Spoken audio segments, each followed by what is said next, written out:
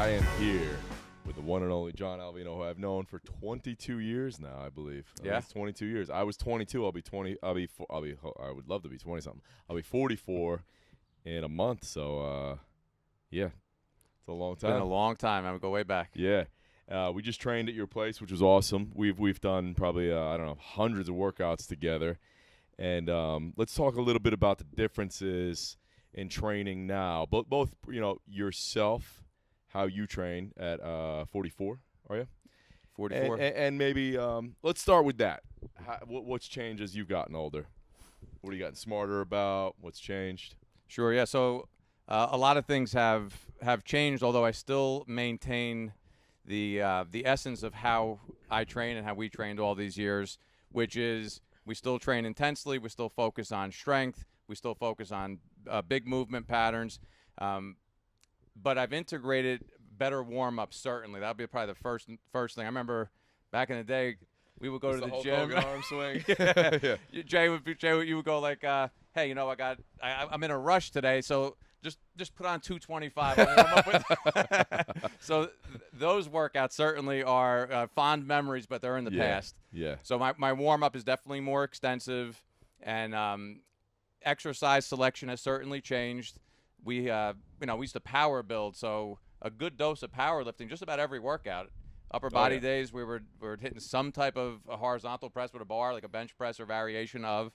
Going overhead with the barbell and then squats and deads. Had to set a PR. The workout was useless. Even no sleep, at drunk, hungover, PR had to be set. Oh, yeah.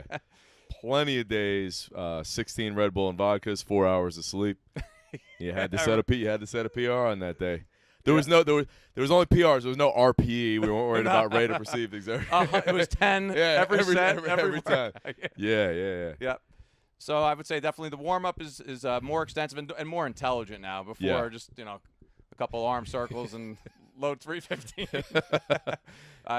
So that's been a significant improvement that I've done for myself and also for my clientele. Because I just learned. I tore my labrum. That was 14 years ago. I tore my labrum. Oh wow! So it's been a long time. And did you tear a pec or no? No, you never did. The okay. labrum. Yeah, just labrum. Okay. Yep. So when I tore that labrum, that was just a serious lesson for me. It's one that I learned quickly, I guess to my credit, because after that I said, all right, I have to rethink this, because my buddies that were older than I was, that I competed with and competed against, they were all destroyed to the point they were 3-4 surgeries into it. And I respect their tenacity and their intensity and their drive, but I was saying, hey guys, I could be a meathead just like all of us, and I'm no better, but I don't want to be all banged up where I can't move, I can't. Yeah. Go to the beach and play a game of volleyball. Because that's not fitness. I hate to see those guys. When we know those guys, those old bodybuilding meathead guys that just limp around. Yep. And they'll just limp into the gym and get under a squat bar. I'd rather see a guy who's 45 who can still play ball and run around. You don't want to be that guy who's just crippled.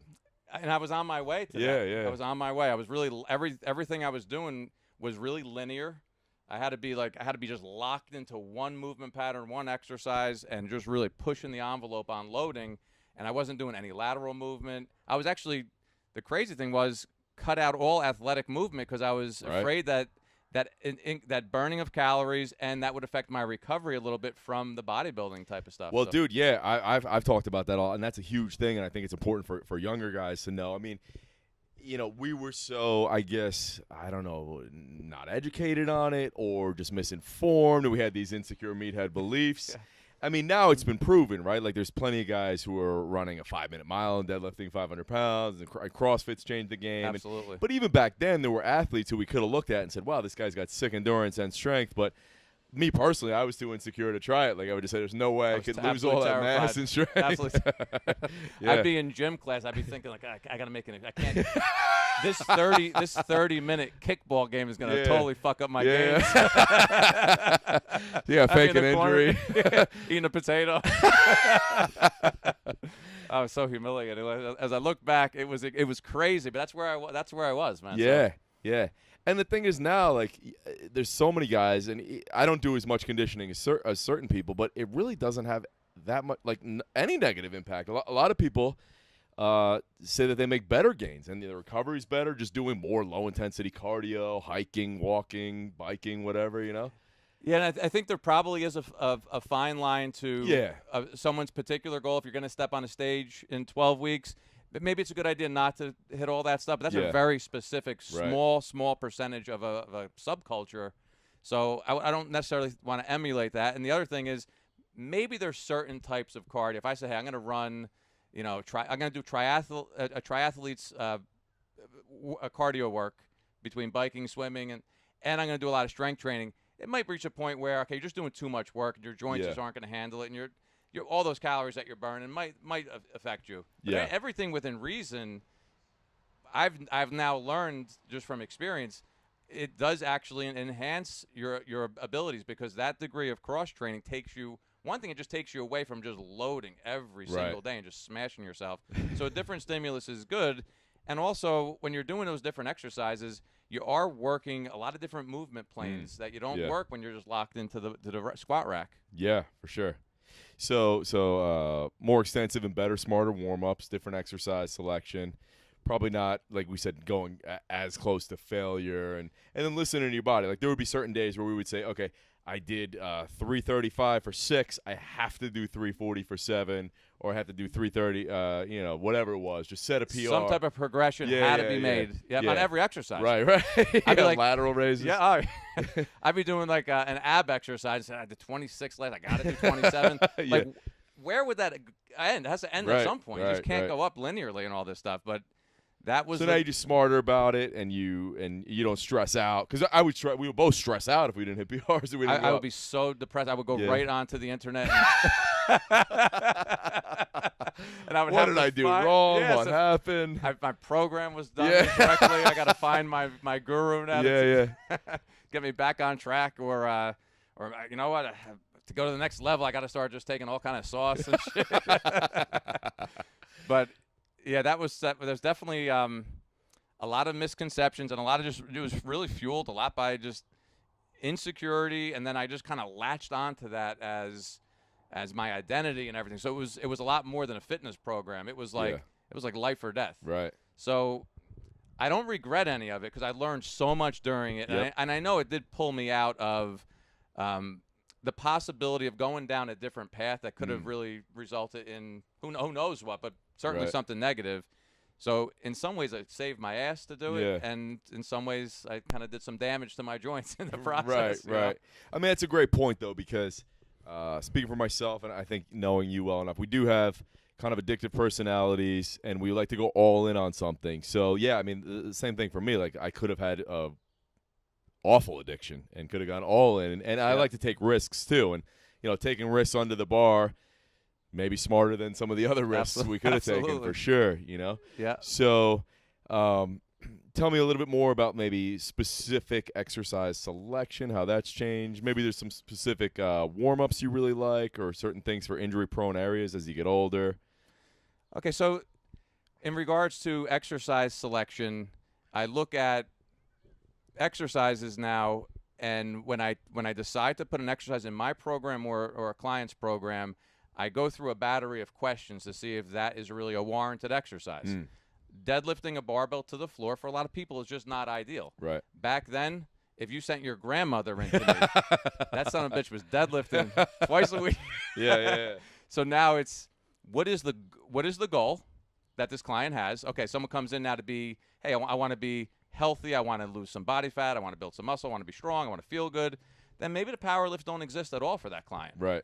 Now, I'm still a little bit drawn to the barbell just because of our whole past, but now I look at it differently. So for some clients, I don't use it at all. For myself, now if I'm squatting, the rep range is going to be a little bit different. I used to work up to singles at least every cycle, or every so we're looking at every macro cycle. I'm looking to work up to a single. Yeah. I certainly don't do that anymore. So now some of those exercises I still train myself, but with a different goal. So the goal right now might be I'm going to work up to, let's say, a heavy 10, and then I'm going to do a back offset and do a heavy 20, for example. That's something I just did recently. And under that circumstance, the load is light enough where I can really control it, and I'm not doing smelling salts like you and I, banging our head into the wall, putting Slayer on. Yeah. Now it's going to be a really clean, no postural breakdown, good alignment, set of 10. Yeah. It'll be as hard as I could do with good form, but Yeah. it's not you know what, Jay got 10. I Right, got to get right, 11. right, I don't yeah. care if I look like Yeah. a question mark. I'm deadlifting this Yeah. bar, or that kind of crazy stuff. So Yeah. some of the exercises for me have stayed in, but under very different circumstances. And the other thing is order of the exercise. Yeah. So Well, I was gonna say I want to get into that as well, but I think just the way you do the movement, like you could still do a deadlift for 5. It's a bit submaximal, and you, like you said, your form is gonna be so much better than it might have been. You're not gonna allow it to 100%. break down at all. You're gonna have maximal tension through every muscle from head to toe, and you could be 50, 60, and doing a set of 5 with an 8RM with maximal tension in perfect form, and it's really not dangerous. Versus doing a set of 10 or 12 with shit form and going to failure. Exactly. Yeah. And sometimes you could even make the argument 5 is safer because because it's hard to maintain maximal tension and in the perfect focus form. too, Yeah. After 5-6 reps, you could start getting fatigued. On stuff big can lifts break for down. sure. Yeah. Yep. So when I include those type of lifts, I don't necessarily do them like first in the workout to set PRs. And most of those lifts, you can push the lifts beyond the point of really good form, as you know. Right. So now I have regulated myself. Instead of how much I could physically, let's say, lock the bar out. Mm-hmm. Now, maybe I could physically do 8 reps. I could lift my ass off the bench on a bench press. My shoulders could be hiking up. I could be twisting the weight up. I could be bouncing it off my chest. Those reps no longer exist to me. So now it's like every rep is going to be really clean, and I'll rack the bar even when I could still do another rep or 2 if it was competition mode, because I could feel my form just starting to break down. That's the time to rack it. Yeah. So those lifts, I have kept them in, but not every workout like I used to. I'll cycle them in, I'll cycle them out. So when I do them, I always feel like I'm fresh, and I'm kind of looking forward to doing them. Right. And they stay fun that way. Because if I was looking to hit PRs every time, I would get destroyed, so I'd feel like crap, Yeah. And even today when we trained, maybe even just 3-4 years ago on those overhead presses, like I could have gone 20 pounds heavier today, but I would have been going a much faster tempo. My form would have broken down. Yeah, leaning back a little bit. Yeah. And then I would have felt like shit tomorrow. And even on those dumbbell presses, I went lighter than I would have, but I was doing like it seemed like a 3 or 4. Like it always seems longer in your head. It might have been 2, but it felt like it was a 3 or 4 second eccentric. And I was definitely holding the pause at the bottom. Definitely. And I was only feeling it in my pecs versus in my shoulders and whatnot. And that's just the kind of shit you got to do when you get older and beat up and smarter. And probably everybody should be doing that. Even at a young age. I wish I knew that years ago. Get away with more. Yeah. But it's not. That's the thing. It's so hard to tell somebody that when they're 22 or something because you don't feel it. Well, we've been telling them for years Right. that most people don't listen until they experience the injury or at the very least like the soreness. Yeah. Then you chronic got soreness. 5 years of working your way out of that, which is unfortunate. Now you're doing all kind of ART and Yeah. warming up for an hour. Yeah. And that's the thing, too. I think both you and I got into that, which a lot of people get into, overdoing the warm-ups and the mobility and all that kind of stuff, which I think that's a result of training like a schmuck. Then you need to do that. If you're training correctly, training smart, you shouldn't need to warm up for 2 hours. No, because warming up is boring. Yeah. And it's in some ways harder than the actual workout because you're not engaged in it as fully. You're not dialed in. You're not in a zone. It's like you're really concentrating on 135 degrees. Like, okay, Jay, move 5 degrees this way. It's not fun. Yeah. But it's probably more important to do it if you do it all along from when you're young. You probably don't need to do more than 5 to 15 minutes depending on what you're doing. Yeah. Maybe you could probably justify more for certain things, but and I would say to some of those people who need to warm up for an hour before squatting or deadlifting, maybe you shouldn't be squatting or maybe you should take 3-4 months and work on some other stuff. If it takes you an hour with a foam roller, a lacrosse ball, and all kind of stretches and bands, if it takes you an hour to do an exercise, it probably shouldn't be on your, at least for that time. Maybe there's something you got to rehab, prehab, or something that needs to be fixed or healed. Yeah. I was just flashing back to some workouts. I remember we were doing a set of belt squats to the death. And I hit failure, and then you were screaming bloody murder at me and hit me with a bat and shit. I probably did, because it was like a 50 rep set. And those sets are more a test of mental strength almost. Like Fortitude. you could be at failure at 30 and somehow do another 26 reps. And I couldn't get out of bed for a month. I had the flu and everything. Oh, I had tuberculosis after that. We did that so much. But I mean, so that's what's changed for me. I was saying to Joe DeFranco, is as much as I did like to do that as a kid, I can't recover from it anymore anyway. And so back then I could only train 3 days a week and then just lay in bed on the off days. Whereas now I like, not only from a health perspective, to be active 7 days a week, but I like it from a habits perspective. You see someone like The Rock or Robert Irvine or Gary Vaynerchuk or someone who said, look, I'm going to do something. I'm going to do it every day. It's important. But I mean, you're not going to destroy yourself. Like the way we trained today was harder than I would train on a normal day. But it was because it was me and you. It was fun and everything. But we still didn't do anything that's going to crush our recovery for 3. Like I could easily train tomorrow, We didn't take any big risks. Yeah. Which, if you're taking big risks, then maybe if you sign $1 million contract with a team or something, then maybe it's worth it. Yeah. But for the average guy to punch into his $19 gym membership and risk permanent spinal injuries, it's crazy. It really is. Yeah. I've been there, so I don't even judge the guy. I'm like, dude, I did it all. Like, I hope for them now to learn from my mistakes. Yeah. So what? Give me a couple of specific, maybe warm up exercises. Like for example, I've talked about. I really like the bottoms up half kneeling press before any kind of upper body day. What are some movements that you've liked? Today we did that. What do you call that band walking thing? I like that. Like hand walking with a band. walks, Yeah, those are great. Yeah. What are a couple other ones you like? So I like for shoulders specifically. Yeah. For shoulders specifically, which I used to never do. The most I would do in the old days was just grabbing a dumbbell and doing a couple external rotations. Now, before I do any type of pressing specifically, it seems like back I could get away with doing less warming up. Yeah, for sure. Any type of pressing, before I do it, I definitely focus on exercises that involve upward rotation of the scapula. So I get scapular movement because so many years, bro, when we used to press, we were on a bench locked in. Our scaps didn't move. Right. Where they were pinned down. So now I lost a lot of range of motion. Some of the range of motion that I lost was in shoulder flexion. So I could barely get my arms up from all those years of heavy pressing. So I do a lot of exercises like Y raises or W to Ys, banded exercises, or I'll do them prone on the floor. If I'm traveling, I don't have a band, I'll just do them on the floor. Yeah. Those type of exercises for me personally work really well. If I get scapulars moving in upward and downward rotation, restoring that range of motion, opening up those shoulders. So it's a lot more like kind of upper back-ish work, more so than just pure like external rotation. Right. Yeah. Okay. What about I mean, because both of us have had knee, back, all kinds of stuff. Anything specific for those areas that you like, either as a pre-workout or even exercises during training? Maybe some stuff you didn't used to do. Yeah. Now I definitely have integrated more abduction, abduction work. So before lower body stuff, I do like to get my glutes fired up. I will get some little adductor work, which I never did it back in the day. Right. It was completely foreign. I looked at it like, I thought that was like what chicks did in aerobic classes. Yeah. But I definitely developed from not doing that. Just I noticed when I was going heavy, and I didn't notice it back in the day, so I'm not sure if I didn't do it but now that everybody's got a video on their phone, I see my left knee was deviating towards the midline a little bit coming out of the hole in a squat pattern. Okay. So from there, I started just paying more attention to my feet. So maybe get a lacrosse ball on there, roll it out. Yeah. And really just kind of cue my big toe into the ground and get a little more weight on the outside of the feet.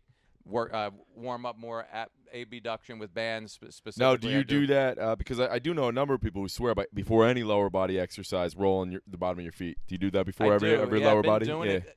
And rolling is something that quite frankly, I'm on the fence about it. Yeah. I don't know how much it helps in regards to like cellular changes.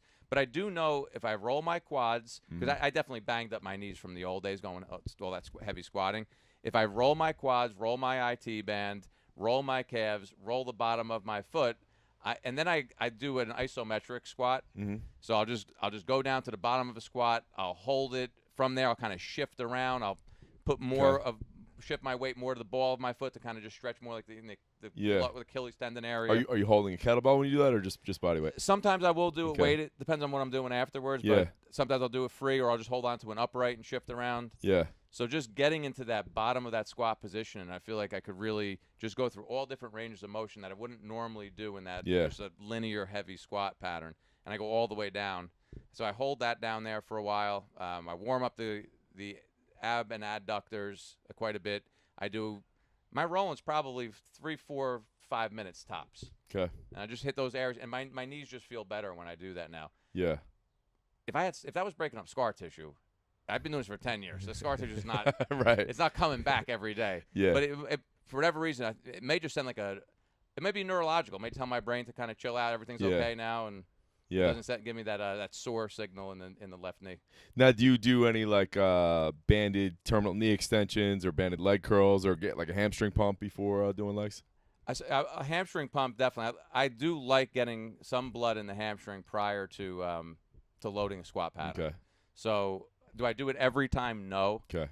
But I definitely, if I'm going to be doing a relatively heavy, more aggressive squat, I'll do one exercise, and usually I do a knee flexion exercise more than a hip extension, just because the fatigue in the lower back that will accompany the hip extension stuff. Yeah. Yeah. So yeah, we'll do a little hamstring, get a little blood in there first. Okay. It helps my knees feel better. Yeah, absolutely, for sure. What are some other things that you've changed, maybe in the way you train people? So, like, I mean, because you and I have been training people for, 20-some plus years. I'll be 26 in September. Yeah. So let's just briefly walk through, back in the 90s, how you train people versus today. I mean, what's the overall, you talked about the warm-ups. Is it more, because back then, at least speaking for myself, it was more a focus on being jacked, being strong, and performance. And now I think we both tend to lean towards longevity and health and things like that. Yeah, so I look now at, in an initial assessment, I'll just look at structural balance. Does everything look balanced visually and then functionally? So if someone's got really rounded shoulders, probably not a good idea to be throwing them on a bench. Yeah. If someone has in '96, you would have said get right on the bench. Oh, I just put it right on there. Yep. You pussy. Just all arthritic and shit. Just push it right down against his throat if you want to. So bench Giron the guillotine press. So when I'm training somebody, I have an assessment. I do a bit of a needs analysis. I take what they say more seriously now. Back then, a lady would have come in and said, hey, I want to lose like 10 pounds of baby weight. I would say, get on that fucking bar. Put it right in a squat rack. So I was a little, bit nuts in the early years. Sure. Because that's how I trained, and I was really passionate about it. So, like, dude, if you don't do this, like, you're a pussy. Or something's wrong with you. I've actually thought like that. You know? So now it's if someone comes in with that and they have, they have a meniscus. I consider what they're bringing to the table. I do a needs analysis, and I really consider, what their goals are, because that's significant. Yeah. Also, I used to be more inflexible. Everybody had to train 4 days a week. Okay. Now, if someone says, "Hey, I only have 2 days, and I'm in a softball league," and this, I meet them where they are more. Yeah. I used to force them. You got to come to me or get the fuck out. And I used to actually throw some people out. That was, I think you were pretty nuts back in the day. Which I will still say that some people should get rid of clients. Like absolutely, clients who make you miserable, you got to get rid of. Absolutely. Yeah. You got.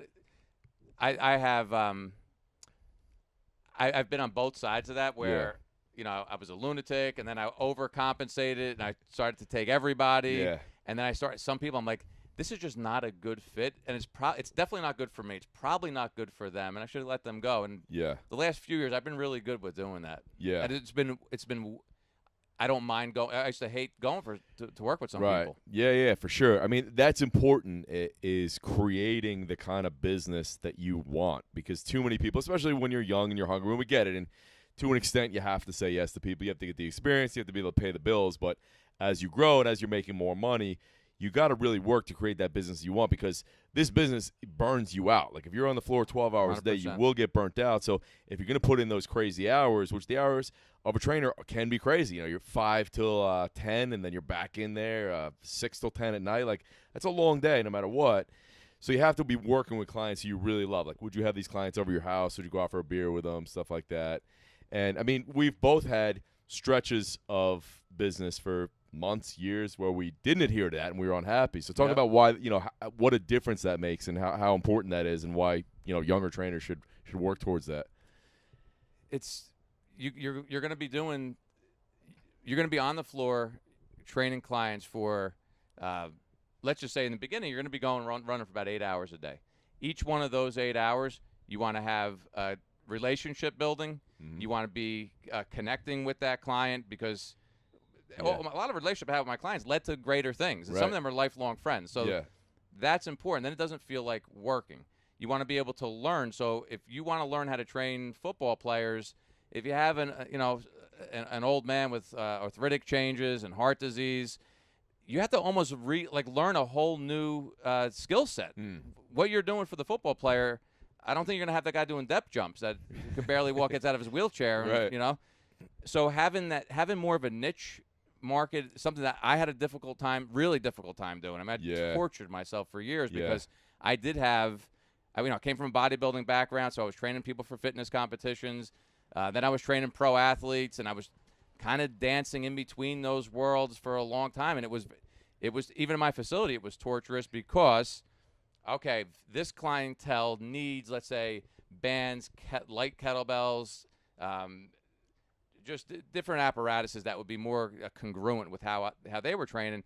And now I got these football guys coming in. I probably should have platforms. I really need like Olympic bars that are going to be getting tested on the clean. I got to be dialing that in. Yeah. And then for myself, how do I grow to be really efficient at teaching combines when I have to be really efficient at understanding medical history for an older clientele? Right. Because I'm not going to be great at either one if I'm doing both. Yeah. And I had such a it was like an emotional thing. Like every time I thought about doing that, I would have almost like a physical reaction. Like, I can't say no, I'm throwing half my business away. And so having a niche and really going deep into that niche is something that I would tell any young trainer starting out. Yeah. Pick an audience, dominate the audience, be the best at it. Yeah, and it's so much easier, and it's great advice for new people to do that from the start, as opposed to what we did a lot of times is, like you just said, be pretty good at these 3 or 4 different things, and they're like, how do I ditch one of these? Now I've gotten pretty good at it, but you want to be excellent at the one thing. I mean, I can remember going back in my 20s, and this is when at that time I was pretty efficient, and looking back now, I'm like, well, I didn't know as much as I thought I knew back then. I thought I knew everything. Yeah. But I was pretty efficient at getting a competitive bodybuilder on the stage and getting them ripped. Yep. And then I was pretty efficient. I had 36 NHL guys I was working with. I was pretty efficient at getting those guys in shape to perform at a high level, NHL level hockey. And then someone else will come in the door, and I didn't have the guts to say no. Yeah. I'm not the guy for you. I just you got to have a check. I'm gonna train you. Yeah. And then I found myself saying, this guy's coming in on Monday. It's Friday. I got 2 days to figure out how I'm going to train this guy. Which was insane. And I would be reading on like, all right, this guy has hyperlordosis and he's got 3 herniated discs. Oh my God, I got to figure out how to like rehab this guy. Like I'm not a rehab specialist. Right. So it wasn't fun, and I don't think it forced me to grow in a way. Say, oh yeah, push yourself, you'll learn. It took me away from what I was doing elsewhere. Yeah. So if I grew 10% here, that was 10% more here I could have grown. Right.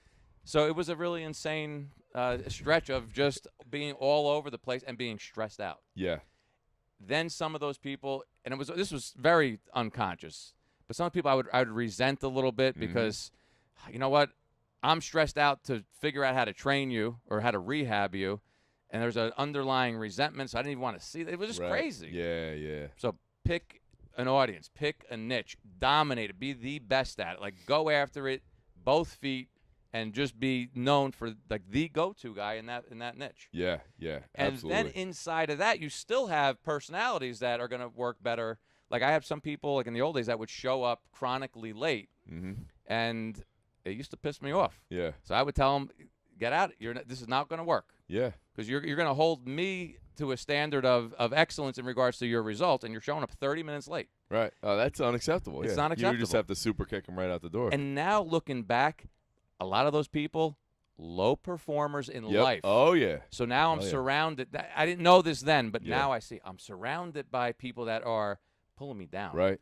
I want the guy there 15 minutes early. Oh, yeah. I want the guy that's bringing a success mindset into my place. Now, hey, this is a good mutual exchange here. Yeah, I'm love it. I'm not your therapist. I'm not your punching bag. Yeah. Your quasi trainer that you don't even really care, but you just want to tell your friends you have a trainer. Those clients you let go. And I had them. Yeah. Yeah, dude, I love this. So you mentioned relationship building there. If there's anything else you want to say about that, because I always talk about the importance of that. And then also the importance of being a performer. I always refer to you and Luca as guys who put on a performance when you're training people. I've seen people, I'm not even going to mention who, where, but I've seen people in gyms. I say, I'm not really a people person. Dude, you're in the wrong fucking business. What are you, nuts? Like, you got to be groom dogs or something. Yeah, are you kidding me? Like, you have to be over the top performing. Like, people don't get it. You've always been a 5-star performer in the gym. You're yelling, you're doing accents, you're doing voices, you're throwing people around, you're joking around, you're talking shit. Like, it is a fun atmosphere, and you create that. So talk about the importance of that. Well, the environment matters. As you know, if we're talking about a hierarchy, I'm sure results still get to the top, but those results don't happen unless someone loves the environment that they're training in. Yeah. For them to love it, I know I have to love it. Right. Because if I'm miserable being there, they're gonna say, even if I put on the face and I put on a fake smile, they're gonna vibe that out. Yeah. So to interject for a second, the performance goes back to what we just said. Select the right clients, because then you can be in that mood to perform. Absolutely. Yeah. And before I go on the floor, whether it doesn't matter what I'm doing, I leave all my shit at the door. Yeah. Because I might have, who knows, any type of stressors in life. I'm leaving that. I'm not bringing that to my client. They're paying me good money. They're paying me for a service. They're paying me for results, but they're paying me for the experience. Yeah. And the experience is a very high percentage, the environment that you create. And I know when I'm bringing my A game, I'm coaching, I'm teaching, but I'm making it fun. I'm completely connecting with them, and I am 100%. I'm sweating as much as they are because the performance is on. Bro, in 20-plus years, I've never seen you in the gym not bring your egg up. Like, you were always on, to the point where sometimes I'm like, how the fuck is he doing this? Like, it's every single time. Every training session for the 22 years I've known you, you're always on fire. I appreciate that. I've conditioned myself to do it. When Yeah. I'm at that door, I say, okay, I'm leaving all my shit here. I'm bringing the best version of myself, A game. And being an old-school wrestling lunatic, I go through some shit in my head. As soon as I walk in that door, I'm walking to the ring. You're walking down the aisle. Absolutely. Yeah. And that's allowed me to bring high energy, being really positive, giving tons of value. I want whatever you're paying me for this session, I want you to leave here saying, he gave me more than that. Yeah. I give but it will drain me at the end of the day a little bit. Sure. Yeah. As it should. Yeah, but when I love the clients, Yeah. it doesn't matter. Yeah. I don't have any resentment for it. I'm like, dude, we did it. Like just like playing a sport or anything else. I mean, for you to do that 22 or 25 years, whatever it's been, consistently at that A level is unbelievable. The consistency is unbelievable. And I remember even a couple times where I hit some like lows in my life where, just slipping into just depression, confusion, anxiety over, sometimes I got thrown out of 2 different gyms for, buildings got sold and my lease didn't, was 60 days to get out in the event of a sale. And stuff like that kind of, it rocks you. But every time I got to that door, and I'm really thankful I've been able to do it. And I don't even know what inspired me. Like I said, old school wrestling goes through my head, Rocky, all of the stuff that I was inspired by as a kid. I would actually bring a little bit of that on the way to the gym. I would get myself into a zone, which you talk to any great athlete, they get into a zone. You talk to some type of performers, they say they get into a trance state. Whatever it is, I make sure that I'm in that state. So when I'm coming, I'm bringing the best that I can for that day, whatever that is. But I'm gonna leave it all out there, man. Yeah. And clients have always appreciated that. Like I've been working with clients now. It'll be 26 years, and there's been certain people that we didn't vibe. You and I are saying we break balls when we're out there. We're cracking jokes. We're making it fun. Some people get offended. Yeah, that's okay. Then you're not for me. Right. There's been times I've had teams of like 20. One person gets offended. Now, maybe I'm not the most politically correct, but I'm not going to say, oh, I got to mold myself because one guy's getting offended or something. I'm going to say, hey, that's not my intention. All cool, but this is kind of how we roll here. If it's not for you, then you'll have to find somewhere else. Yeah. Yeah. So performing, I would tell any trainer, you could learn about the deep six hip rotators to death. You could study anatomy. You could learn different training methodologies, and that's all great. You got to learn some business. I mean, it's a multifaceted thing to really get to a high level. But if you're not going to get yourself to a place where when you're out there, you're in full performance mode, you're bringing A-game energy, A-game coaching. I'm not just going there like a cheerleader either. Sure. Oh, no. I'm saying, okay, I'm bringing all that, and I'm dialed into everything. Oh, yeah. I mean, you give amazing coaching cues. Unbelievable. Yeah. So that's the key, and I would tell everybody to start that as soon as possible within their comfort zone, but just stretch an inch outside. Right. Of it. Yeah. Just give me an extra, and then eventually that's going to continue to grow. I've had interns, that I've worked with that I kind of molded like that. I had a couple of mutes that came in. Yeah. You know, they were into fitness, and they were personalities were schlock. Yeah. So, and I would say, hey, you know what? Today, I want you to be you. I want you to be comfortable. But I want you to be 1 inch outside your comfort zone. And I would just stretch them a little bit. And a couple of them are now very successful in the field and doing good things. And they started out. If they didn't bring the performance, I guarantee you they'd be in a different field now, or they'd be at one of those like $9 a month gyms making protein shakes. Yeah, yeah. I mean, and you've been that good at that since I've known you for 22 years. So I got a couple follow-up questions. So one is, because I was not that good. Like I've told you this before. I was intimidated to be around you in the gym and to be training people back then because you were so much better at that than I was. Now, I've worked incredibly hard over the last 20 years we've known each other to be able to now perform on stage and whatever and feel comfortable doing it. What do you feel like maybe you struggled with, and what's something that you feel like you've gotten better at over the last few years? Training specifically or anything? Last few years. Because that was a big struggle for me to perform the way you did 20 years ago. I could never do, and I feel like now I've gotten to the point where I can. So maybe what's something, and then I'm going to ask you this specifically why you're thinking of that, because this might be the answer to the question. You've always given so much of yourself in the gym to clients and to personal friends. Like anyone who knows you will say, dude, Johnny L will give you the shirt off his back, and he will drive to your house at 3 a.m, do anything for you. So much so that I've had to say to you in personal one-on-one conversations, like, bro, you got to take care of yourself at some point. Like, you got to do things for yourself. You can't always be running around helping everybody else. I needed to hear that every time. No, so has that been one particular thing that you've shifted a little? Because both of us, burn ourselves. We'll sleep 4 hours. We'll do everything under the sun. We'll work, do things for other people. But I feel like you even did it almost to your detriment sometimes. Yeah, it was definitely excessive for whatever reason. I said yes to everything. Yeah. And one thing I've definitely gotten better at is saying no and being okay with it. Yeah. I used to say no, and then I feel like a piece of shit. Like I let my friend down, and that was a struggle for me. Yeah. So you got better at that. Definitely better just saying no, I can't do that, or no, I have something else that I have to do that day. Yeah. It took me a while, and intellectually I understood if you say yes to something, you're saying no to something else. But it didn't really sink in. Right.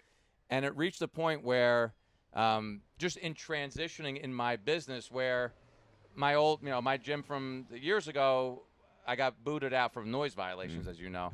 And when I did, I was like rethinking my life and saying, okay, I have a lot of this experience. What direction do I want to take it in now? And when I was doing that, it was a time for me, really. And I said, I need to focus on me. Like I got some of it was confusing at first because I didn't have the clarity yet. And every time I would say yes to someone, helping them do something, it was definitely taken away. I was like, and I reached a point. I said, guys, I got to figure a lot of shit out. I still got to maintain, the clientele that I have. So that was really super important for me. And I'm not saying I don't ever feel like I should say yes. Yeah. Or I should say no with a buddy, but it's way better now. Way better. I'm very comfortable. And the other thing is the flip side. If a friend said no to me 20 years ago, I might get all butthurt. Yeah. Dude, he said no. Yeah. But now it's like, you don't give a shit. You understand. I might even respect it more because I'm like, I got to learn from him. Right. Because I know he's not being a douche. Yeah. He's not being neglectful as a buddy. Yeah. But he's taking care of. He's got a priority on his to-do list, and he's going to do them. Yeah. That's something I need to learn. I actually appreciate it. I mean, you've told me a couple of times, hey, I got to do this, and maybe 20 years ago I would have been like, oh, dude, I would have done that for him. I would have said that to myself. Yeah, yeah, But yeah. now I'm like, I got to learn from that. Yeah. That's important for me. Yeah. That helped me. That definitely held me back quite a bit. Oh, we're good. What do you say? What do you want? All right. Can you see me or no? All right, well, we're going to wrap it up in 1 second here. So, one or two last questions. Maybe that was the answer to it, but what do you think means more to you and or less to you maybe than it would have when you started 20 years ago? Like for me, it's usually just people's opinions, and I'm like, I just thought 20 years ago that everyone was judging me all the time, and it's like no one really gives a shit, you know? Right. What about you? So things specifically that like I used to what think mean? was super important, and now Yeah. It could big- be anything. Or what means less? What means more? benching 405, yeah. squatting 500. Yeah. Those things used to be really important for me. Yeah.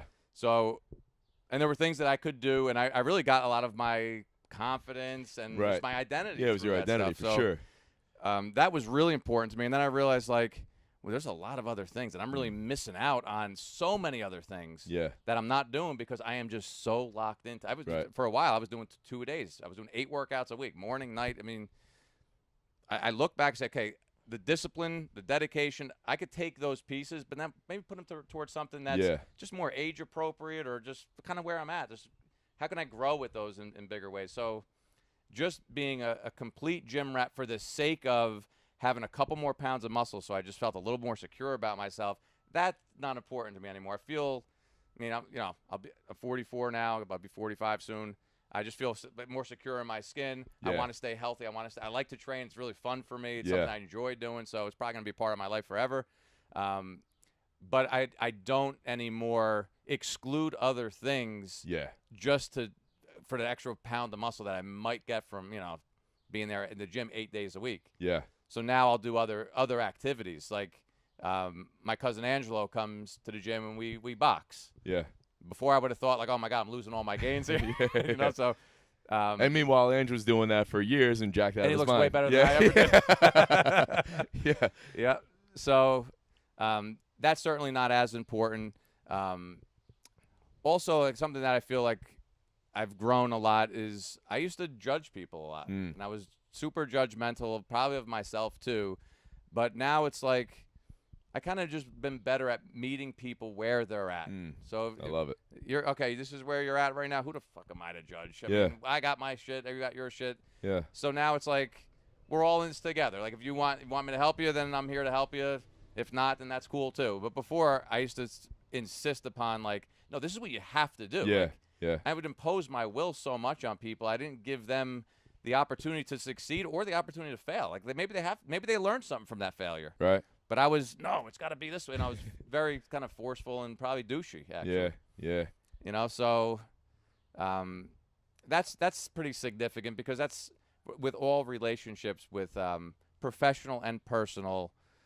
Sometimes even a buddy would do something, and I would say, "What a fucking asshole," Yeah. And now it's like, that's where he's at. Yeah. For him, that was the best choice he could make. If there's a lesson there for him, then hopefully he learns it. And Right. who the fuck am I to say? I got my own lessons to learn, Yeah. So I've been a lot like, I guess just softer. Like I just kind of softened the edges of just being a real sick lunatic.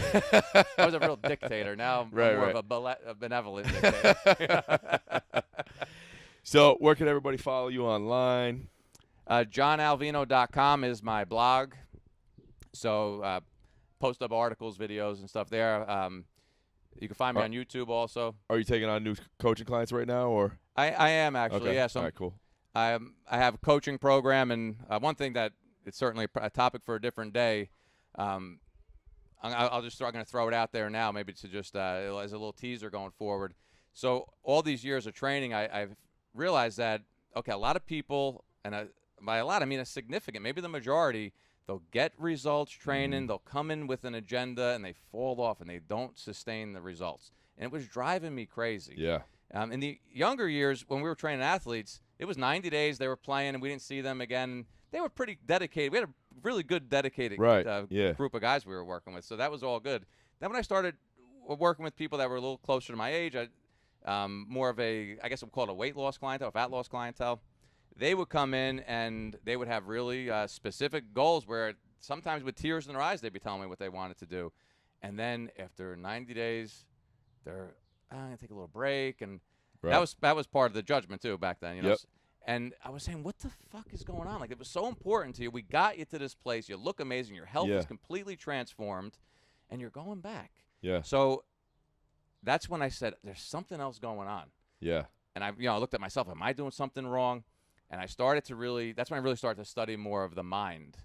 And for the last, I call it a good 7-8 years now, I have really integrated the mind in with the physical training. Yeah, which we're going to have to do a whole episode about that. Yeah, that's been a game changer. Yeah. Because now – because you've been really deep diving on that, so we could talk a lot of good shit about that. It's been pretty amazing, and the sustainability of the results that people get, the lack of self-sabotage, the new awarenesses, and the healing of stuff that there's no way 20 years ago I would have even thought had any correlation to anything. I'm talking about stuff going back to people's childhood that gets healed, and all of a sudden now the behaviors that were leading them away from their goals, they didn't even want to do them anymore. Now we don't have to rely on willpower, not me calling you a pussy, telling you to cut the shit. Like, they just naturally are doing it. And that's huge. And then you really see transformations on another level. Yeah. So amazing. That's been a significant change that I've integrated with great success. Yeah. So people can reach out to John who are interested in learning more about that and working with him. And John will be back on to talk about this more in a future episode. JohnAlvino.com. And that's it, my friend. All right, this buddy. was awesome. That was great. Thanks for having me, man. Absolutely. All right.